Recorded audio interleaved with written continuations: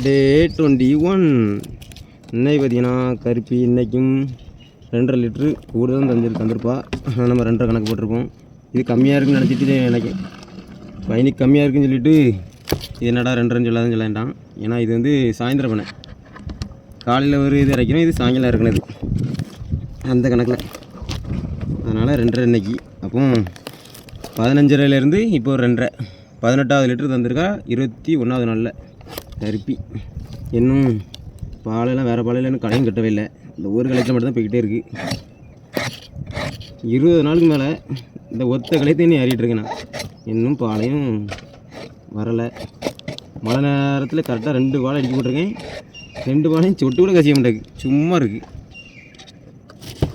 என்ன நினச்சிட்டு இருக்க தெரிய மாட்டேங்குது.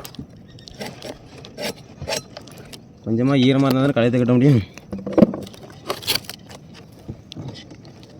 சரி, மழை நேரத்தில் வந்து கரெக்டாக பாலை வெளியேருந்து மாட்டிக்கிட்டு. சரி, ஓகே. இன்றைக்கி கருப்பி தந்த அப்டேட்டு மொத்தம் 21வது நாளில் 18வது லிட்டர் தந்திருக்கா. இன்னும் உழைத்த உழைப்புக்கு ஊதியம் கிடைக்கவில்லை.